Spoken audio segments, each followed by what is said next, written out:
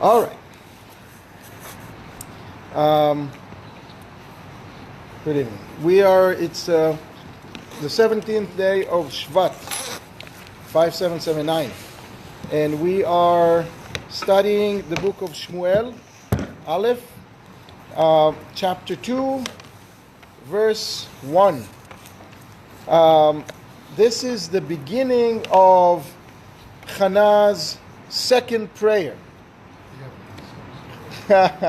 Chana's second prayer. I know her. That's why I didn't sit here. Chana was asking to have a child. She had a hard life. She had the other wife of her husband, Pnina, was giving her a run for the money, was making her miserable essentially for not minding her own business, just giving her all kinds of to-dos and opinions, and how come you're too sad, and you're too crying, and you're too this, and you're too that. Not being nice at all. Not being easy. And Chana realized that she better take care of herself and pray, and because otherwise it's not happening.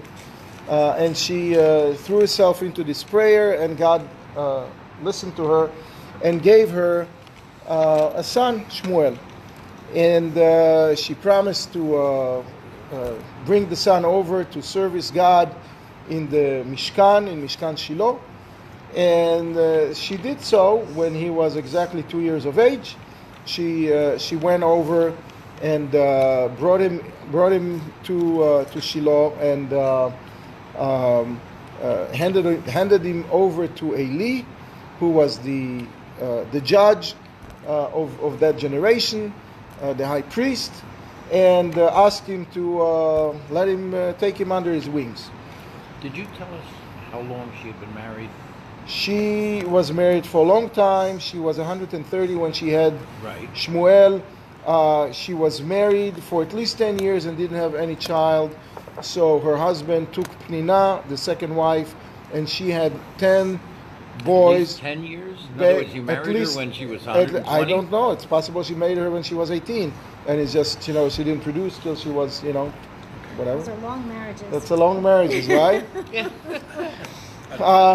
Can you imagine you two? I mean, he will sit over there, right? Where's the lighting? So then she, after she brought him in, and Eli agreed to take Shmuel under his wings, she said her second prayer, which is also called her song, the Song of Chana. In the beginning of Shirim, of the Song of Songs, the Targum is listing all the songs that the 10 songs. Shirim was the 10th. Shirim was the 9th one. The 10th one is going to be when Mashiach comes. So he was counting all of the songs that our greats were singing and praising God throughout the years. Number 7 is these 10 psukim that we just started last week. Who was counting? The Targum, essentially Shlomo HaMelech was summarizing the fact that his song is the 9th song. So the Targum is the translation attributed to the Tana, Yonatan ben Uziel, explained that. So this is the song of Chana. Now, this song, until now, Chana was just a very great person, a very nice lady, but she was not a prophet. She was not considered a prophet until now. This is what sort of took her over the hump, and she was admitted to that exclusive club of our prophets. She's one of our 7 female prophets. And so everything that she said now in this next 10 psukim, it's a prophecy that pertains to the people at that time, to her generation. She was talking from her heart about what happened to her, But at the same time, she was prophesying. She was giving a message for generations to come. So the same 10 psukim, the same words, can be read in multiple different ways. It's true for the entire Torah, but especially for prophecies, and especially for prophecies that are talking about things that happen now and things that will happen later. So there are multiple meanings. Now, the rabbis are teaching us that all of those meanings must work together. They don't contradict. If they all have to work, basically, you cannot say that the hidden layer here is really going against the pshat, the basic understanding. That doesn't work. So, what we concentrated on last week, was on the first verse and on the basic layer, explaining how Chana was very happy. She said, "My heart is beaming with happiness, and I'm really considering or elevating the name of God, and my mouth is opened up on my enemies because I'm very happy with God's redemption." That's what we learn, and we learn what is the hidden prophecy behind it. She was talking about events that will happen in the future, and so will all of the rest of the 9 psukim. We'll talk about events that are happening in the future. We'll talk about that as we go through them. What I wanted to do today is to introduce a whole other layer, starting with this pasuk, with this verse, and basically explaining the entire story, including certain verses that we're not going to get to today, but we will learn very soon, and explaining the whole a whole other angle that I found fascinating. We'll start with the words here, Vayomer Vatomar alatz libi, that I was very happy, and I'm sort of talking, opening my mouth against my enemies. If the verses that we learn later will teach us that there is a very, very big and tremendous tragedy that was happening at the time. What is the tragedy? The tragedy is that Pnina, as we mentioned, was not nice to Chana. She was making her miserable.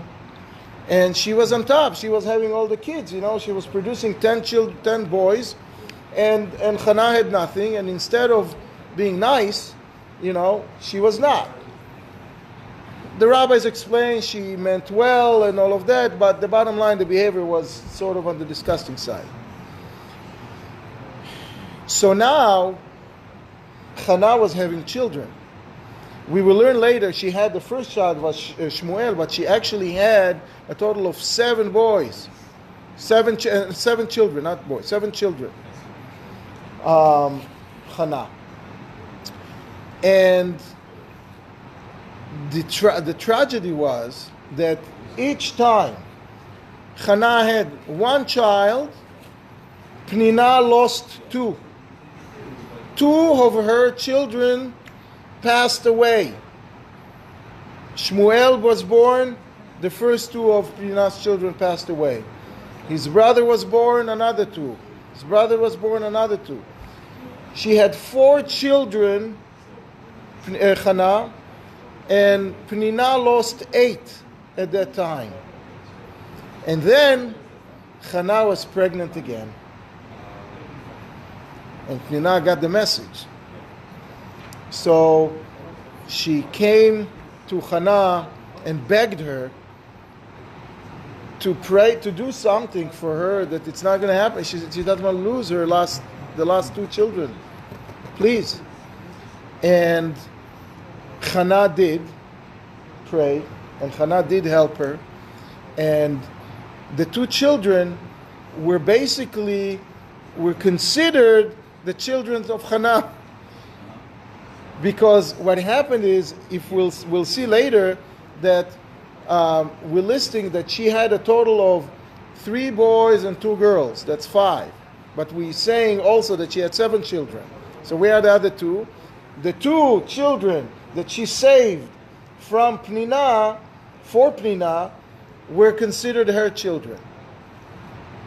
So it's a tragedy of monumental proportions, right? That something like that happened. When Penina became the second wife, was she a concubine? Handmaid? No. Second wife, equal compared to compare, Sarah and yes. Hagar and not Hagar, Rachel and Leah. Yeah. The same. Okay. Now, Is this in the text? some of it is in the text, some of it is in Rashi, some of it is in Gemara, some of it is in the Midrash. It's now, what's very, very surprising is that we are talking here about Chana being happy and being, my enemies are, eating hay when I'm on top of the pile, when I'm, how nice is that? What in the world is that? How can we say that this doesn't make any sense? She is considered one of our 7 greats, and she is basically laughing and mocking the other wife, and the other wife keeps going to the cemetery with another child, and it's insane. So it can't be. It can't be that that's the basic meaning. Our greats are not this type of people. So we have to understand what it is. So we were saying what's also very, very strange and glaring. We're saying that we are now in Shirat Chana, in the song of Chana. Let's go back to one of the first songs, the song of Moshe, Az Yashir. We just read it last week, right? Now, what was the story there? The story there was that the Egyptians were our enemy. They wanted to basically torture all of the Jews. And after they got beaten over the head with 10, with the 10 makot, with the 10 plagues, they let us go, and then they woke up in the morning and said, no, we want them back. They were so obsessed with destroying us that they were nuts. And they were running after us. And then in order to save us, God had no choice but to drown them, basically. And so at that time, as God was drowning them, the angels were starting to sing songs, praise of God, praise to God. So God stopped him right on the spot and said, you can't do that. My creation, because the Egyptians are a creation of God, just like everybody else in the world, right? My creation is drowning, and you're singing? No. So he did not let the angels sing. Now, he did let the Jews sing. He did let Moshe sing. Why? Because that's a whole different story. The story with Moshe was that in order to save us, they need to go. It's like with one action, in order to save us, they just had to go. There was no other. That's the way the miracle worked. So we were thanking God for saving us. Yes, the description includes them drowning, but we were singing about us being saved. The angels were a third party. They didn't do anything, they were not saved. So they were not allowed to sing. So we see that God was very, very strict as to, there is a saying, in Mishlei, bin fol oivecha al tismach. When your enemy is down, you should not be celebrating. You should not be happy. This is not, what? That's why we don't say Hallel for the last 6. Exactly. And we, when we bomb the Syrian, the Syrian, the Iranians within Syria, we don't give out candies. We just don't do these kind of things. So the question is even stronger. The song of Moshe was allowed because he was singing about the savior of the Jews, right? Happens to be also the demise of the Egyptians, so he was allowed to sing. But Chana having a child, how does that take away from Pnina? Pnina having, it had no relationship, you know? God could have kept both. Everything. You know, be nicer then. What? But the education that Pnina got, that's not something for Chana. Chana did not need it. Chana would be very happy if she had a child. That's it. She had a child. It doesn't really matter to her what Pnina say and how she acts. It was not. That wasn't the point.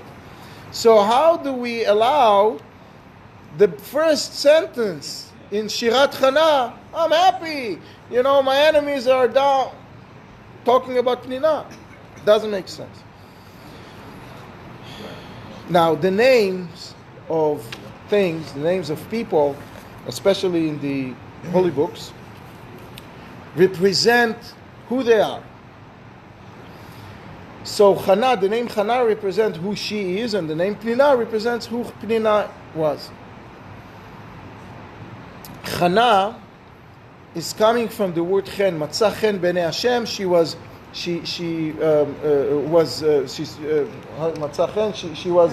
found favor in the eyes of God. She basically did everything right. She did the right thing. But she kept to herself. She kept to herself, and she was just, heads down, doing what God wants, or what she thought God wants. Right? Pnina. What's the meaning of the word Pnina? A pearl. Pearls that you wear, right? That's Pnina. Gemstone. Very much representing the world, right? Very much representing the being in the world, using the world, part of the world. And the goal was, and both of them happened to not do exactly what was needed for a long period of time. Chana didn't do the right thing, that's why she didn't have a child. She didn't get involved with people. She didn't get involved with the world. She kept to herself. She kept doing the right thing, but only herself, not really trying to influence others. As soon as she said, you know what, I'm asking for myself to have a boy, but not really for myself. I'm going to give him to God. I'm going to donate him. I'm going to dedicate everything that I have, everything that's important and dear to me. This one child, I'm going to give it to God. And actually, she proceeded to do it. That's when she demonstrated that she's really doing what God really meant her to do. That's when, yeah. What does it actually mean, giving someone to God? Because you would assume you'd want to raise the child to be God-fearing and a good Jew. So what's the extra step? The extra step, she brought him when he was 2 years old and left him there, left him under the supervision and under the wings of Eli. And then she went home. And once a year, we will see later, once a year she would come to give him a suit for Pesach. That's true. It's written in the text. She was not really interacting with him all that much. She gave him, he was a Levi, he was allowed to be there, and he was trained to be the super Levi, Now, she wasn't looking for respect from others. She wasn't looking for anybody to respect her son either. She asked for Zera Anashim. She asked for someone who will be among the people. Someone like everybody else, dedicated to God. Somebody who's not elevated as a result of her asking for this. She got the other. She got the one of the greatest Jews that ever lived. Someone who is equal to Moshe and Aaron, right? The head of his generation. But that's not what she asked for. She asked for to just dedicate herself to God, to give everything that's dear to her to God. And so that was Chana. Now Pnina, she was very much, too much into this world. She was very, the Pninim is jewelry. She was too much into that stuff and less into really doing the right thing. And it's so harsh, the criticism of her is so harsh that in the Gemara there is a statement, Pnina and Satan meant well, because that's what they meant to do. Satan is obviously is like, is like an animal, is like a dog. A dog means, was created to bark and bite or whatever, and that's what they do. They're not vicious. They do that's their nature. Satan is the same thing. He's doing what he was designed to do. But, to bundle a Jew, to bundle someone in the same sentence as Satan and X, it's not exactly flattering stuff. It's not exactly good stuff. So she was really, really very much criticized. And she did, because she was built to deal with the world, which is what God sent us to do here in the world, right? If we were just to be holy neshamot, He would keep us up there, over there with the holiest, in the holiest state. He needed us to come here. He wanted us. He didn't need us. He wanted us to come here and do with the world, spread holiness in the world. So she was built to do it. So she was given children. She was given the tools to do it with, except that she didn't do the right thing, and they started dying.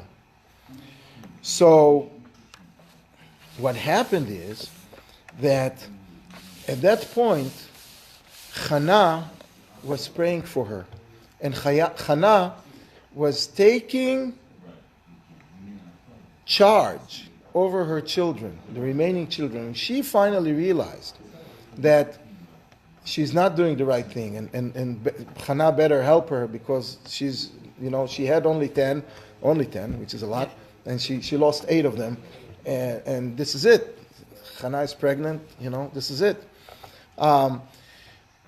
So she was willing to give away her children to Chana, to let Chana raise them under her school of thought, under her, standards, and save them, basically. So what Chana is saying here is, thank God that you gave me the opportunity to do it with those children, with the children of my enemy spiritually, the enemy that tells me, go to the world and be involved just with jewelry instead of be involved with exposing and bringing holiness to the world. So she was happy that she was able to do that. She was happy she was able to save those children of Pnina, because had she not, Pnina did not have the strength to do it herself, and God forbid she would have lost them. So that gives us a whole new look and a whole different dimension into those words. Let's read them again now. And so she's... So who were these enemies that she was singing? It's the enemies. Those are the forces of the world that are not allowing Jewish children to be raised properly. Those are the forces of the world that are putting in young Jewish minds all kinds of nonsense that makes them think that the world is important, more important than what is important. So this is what she's saying, that she was able to raise up the horn of God. She was beaming, her heart was beaming. And this is what we sang in Rosh Hashanah. This is the end, the last 10 psukim that we are reading in Rosh Hashanah Haftarah. Can't be that we are mocking some other Jew because we happen to be on top today, or what. It doesn't make sense. In Rosh Hashanah, we are stressing the fact that this is what we need to do in the world, and thank God for that we are here, that we are allowed to do it, because those who are not allowed to do it are not here anymore. All right, and thank God, asking Hashem to help us be like Chana in the year to come. That is what makes Chana great.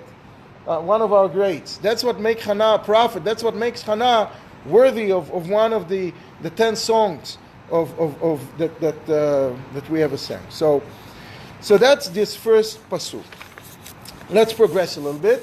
The second pasuk is chapter 2, pasuk 2. En kadosh ka Hashem, ki en biltecha, ve'en tzur ke Elokeinu. So as we said, there are several layers. So let's first of all understand the basics. That there is no holy like God, because I prayed in His place of dwelling, and God listened to me. So there is no holy as God. That's a simple thing. I knew that there is no other God or no other entity that I can turn to. So that's ki en biltecha. Ve'en tzur ke Elokeinu, and there is no stronger. Tzur is a strong. One of the meaning of the word tzur is a strong rock.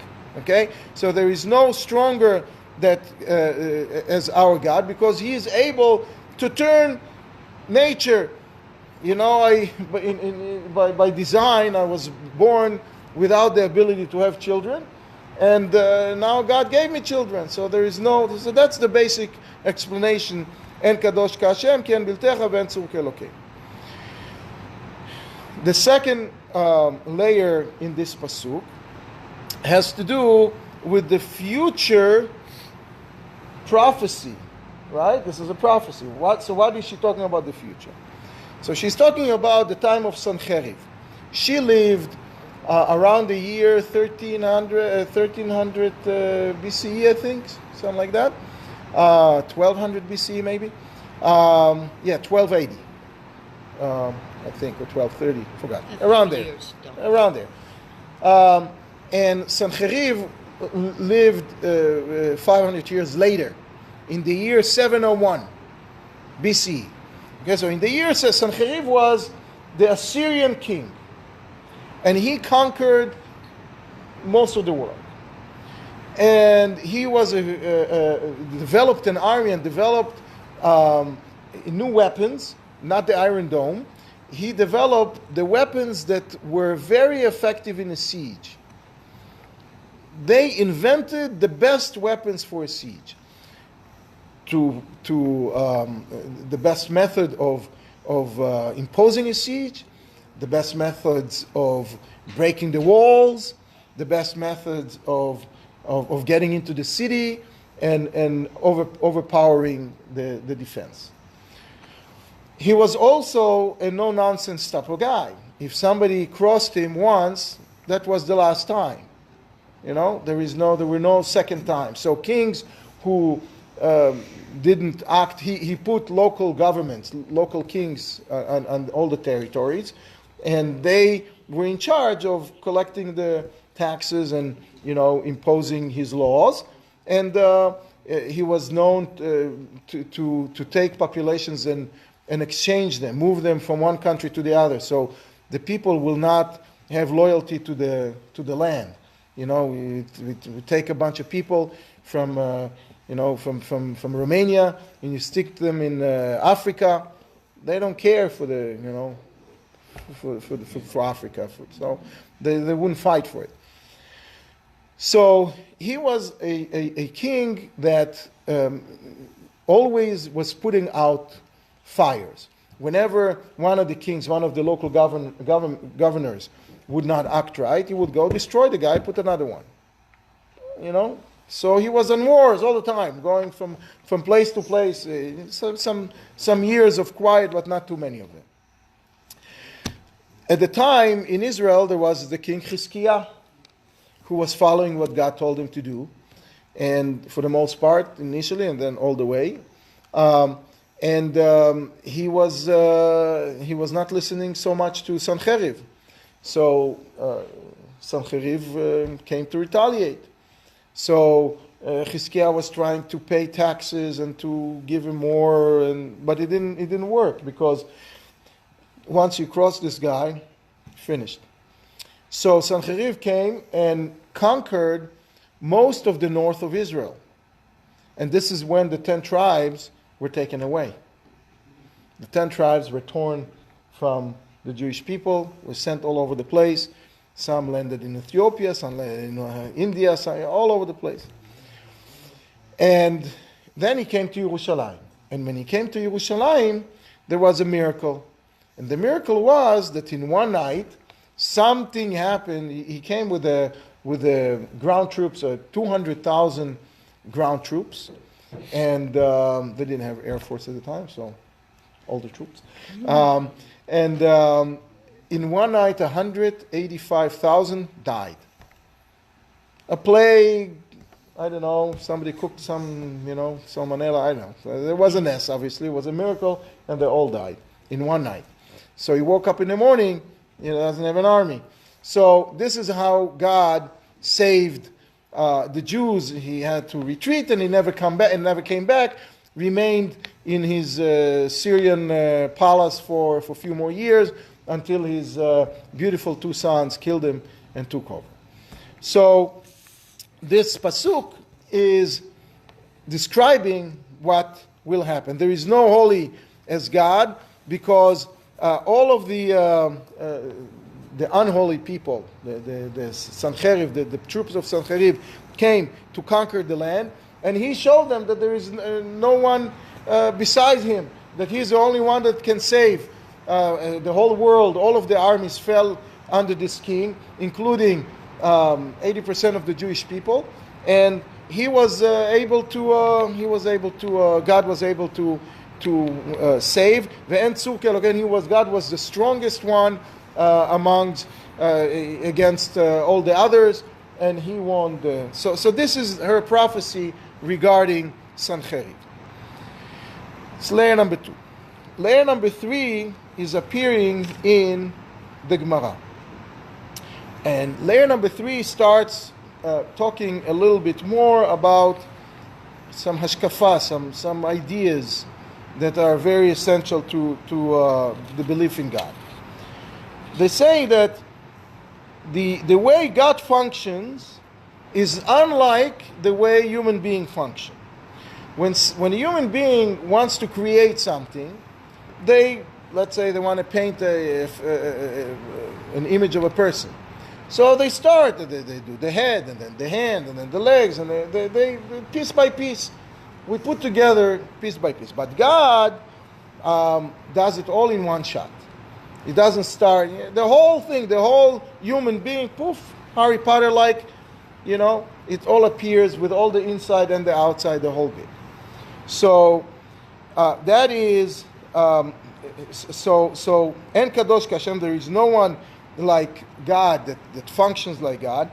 Ki en biltecha, because nobody is able to do what you do when you create. Ve'en tzur ke'elokeinu. Now tzur, we said before, means a hard rock. Now in the Gemara it says you can read this word as tzur from the word sayar, painter, or from the word creator. And God is not like all the other painters. The other painters, they have to do pixel by pixel or brush stroke by brush stroke. And here God is doing it all in one shot. And ki en biltecha also means that human beings, when they create something, what they create in many, many cases outlast them. They die and the table is still here, So, but God, the things that He creates don't outlast Him, He outlasts them. So, Ki'en biltecha, nobody is, biltecha from the word blotecha, litbalot, from the word become old. Nobody is becoming older than you. So that's the explanation in the Gemara. Now, there is a beautiful, beautiful offshoot of that's mentioned in the Malbim. And the Malbim is bringing the philosophers. The philosophers of the time were saying that there is no divine providence. That God created the world and left. And He is managing, He's just... created an auto self-sustaining, perpetual machine, and left. And that's where we are. Now, so Chana, now those philosophers lived about 1,000 years after Chana lived. And she answers to them right here. We're talking about Plato and, all of the Greek greats, that the philosophers that had a whole organized way of thinking and describing what God did versus what he didn't do, and where is he now and where he's not. So she, about 1,000 years prior to that, answered them. Again, rendering her a very important prophet. So what is she saying? She's saying, let's define holiness. What is holiness? Holiness in Hebrew means separated. When you have something holy, it cannot mix with something unholy, otherwise it becomes unholy itself, right? If unholy touches holy, it becomes bad as well. So the holier God is, the further away he is. And the philosophers were claiming that the reason God is holy is because it's the furthest away from here. Very simple. Plus, 1 plus 1 equal 2. He is holiest, so therefore he's not here. So he's not managing what's going on here. And she's saying that's not how the world works. God created the world, and it was not a one-time event. He's creating the world all the time. Every second and every fraction of a second, the world is recreated again and again and again and again and again. God cannot leave the world. If he leaves the world, there ain't no world. So his holiness is not like En Kadosh Ke'Elokeinu, En Kadosh Kashem. There is no, his holiness is totally different. It's not holiness that requires or even allows to be away and separated. It's a holiness that must keep him integrated, must keep him part of it. That's what I mean, En Kadosh Kashem, right? And why? Ki en biltecha, because there is nothing besides him.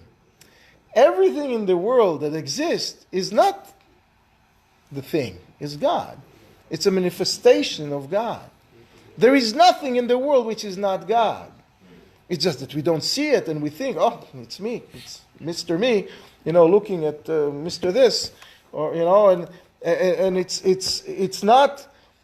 We are fooling ourselves. It's an imaginary world that we're living in. What's real is that God is everywhere. So because God is everywhere, ki en biltecha, therefore that's why his way of being holy is totally different.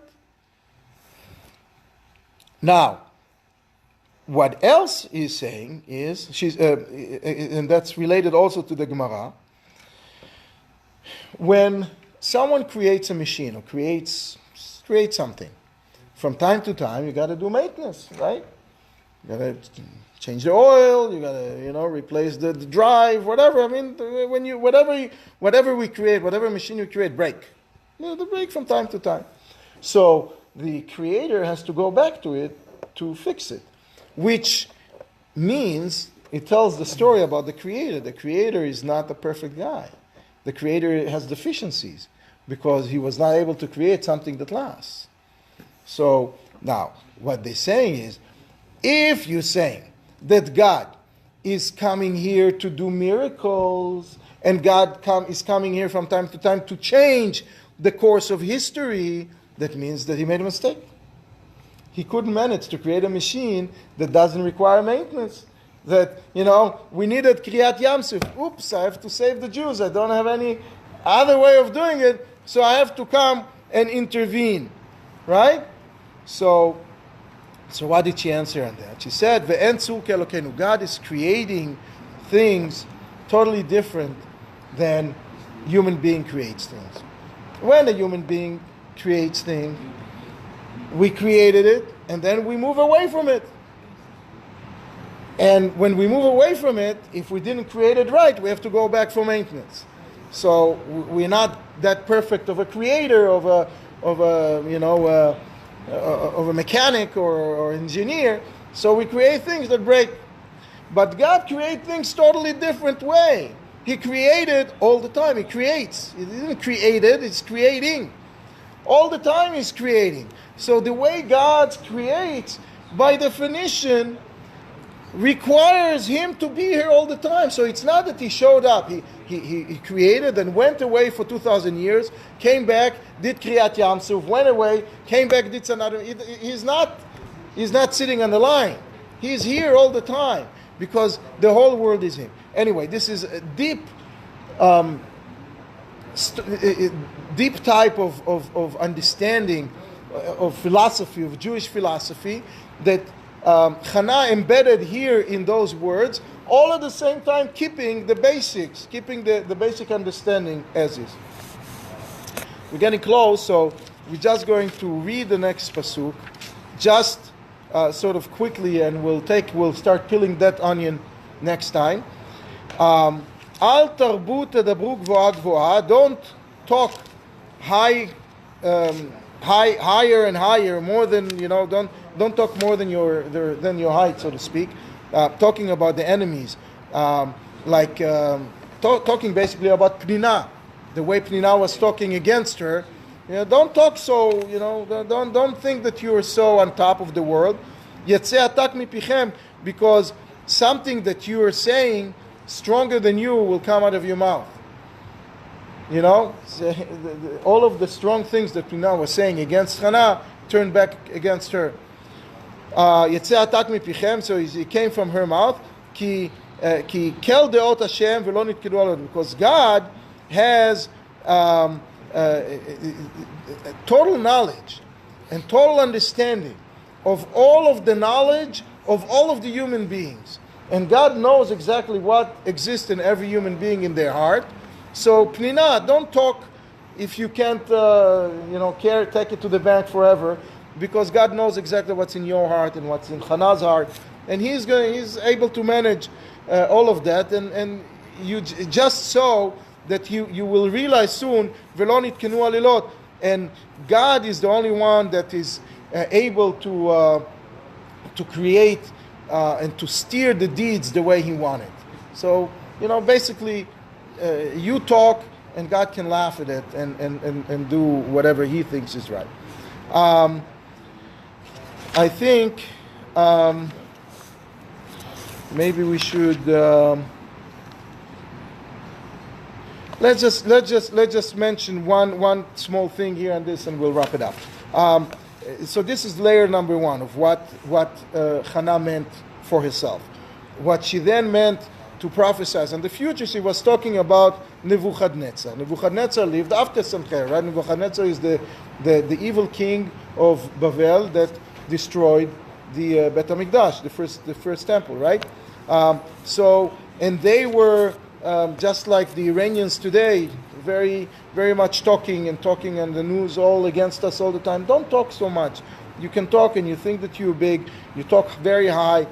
The end is that God knows exactly how it all works.